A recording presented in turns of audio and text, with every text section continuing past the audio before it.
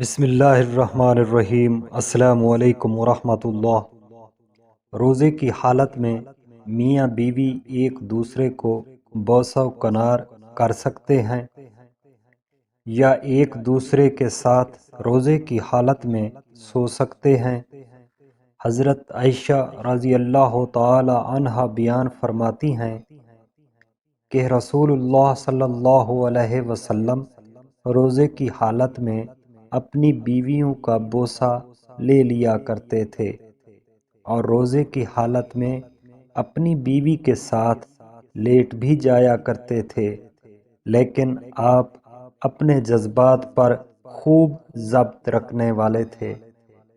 ماہ رمضان کی راتوں میں تمہارے لیے تمہاری اپنی بیویوں سے مباشرت حلال کی گئی ہے، وہ تمہارا لباس ہیں اور تم ان کا لباس ہو۔ اللہ رب العزت کو معلوم تھا کہ تم اپنے نفس کو قابو میں نہیں رکھ سکتے اور ساتھ میں خیانت کر بیٹھتے ہو، اس لیے اللہ رب العزت نے تم پر خاص کرم فرمایا اور ماہ رمضان کی راتوں میں اب تم افطاری سے لے کر سحری تک تم اپنی بیویوں کے ساتھ مباشرت کر سکتے ہو۔ اللہ رب العزت نے تمہیں معاف کر دیا ہے، تم اب اپنی بیویوں سے مباشرت کر سکتے ہو۔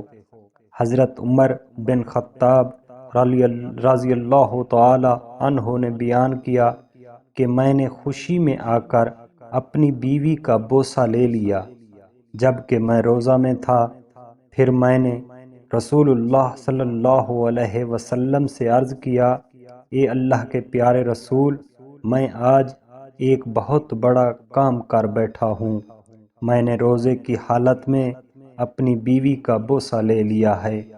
آپ صلی اللہ علیہ وسلم نے فرمایا، بھلا اگر تم روزے کی حالت میں کلی کرتے ہو آپ کا روزہ ٹوٹ جاتا ہے؟ حضرت عمر بن خطاب رضی اللہ تعالی عنہ نے عرض کیا، کلی کرنے سے روزہ نہیں ٹوٹتا۔ عیسیٰ بن حماد کی روایت میں ہے، میں نے کہا کوئی اپنی بیوی کا بوسہ لینا حرج نہیں؟ آپ نے فرمایا، اس میں بھی کوئی حرج نہیں۔ حضرت ابو ہریرہ رضی اللہ تعالی عنہ سے منقول ہے کہ ایک شخص نے نبی صلی اللہ علیہ وسلم سے مسئلہ پوچھا کہ روزہ دار شخص بیوی کے ساتھ لیٹے یا نہ لیٹے۔ آپ نے اس شخص کو فرمایا، تم اپنی بیوی کے ساتھ روزے کی حالت میں لیٹ سکتے ہو۔ پھر دوسرا شخص آیا اور اس نے بھی آپ سے یہی مسئلہ پوچھا، آپ نے اس کو منع فرما دیا۔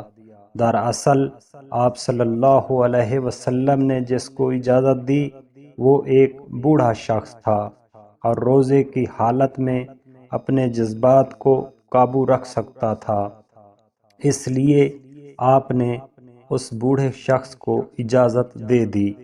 اپنی بیوی کے ساتھ سونے کے جس شخص کو منع فرمایا وہ جوان شخص تھا۔ اکثر جوانی میں انسان جذبات کھو بیٹھتا ہے، اس لیے آپ نے جوان انسان کو روزے کی حالت میں بیوی کے ساتھ سونے کے لیے منع فرمایا۔ اللہ رب العزت ہم سب کو ان احادیث پر عمل کرنے کی توفیق عطا فرمائے، آمین۔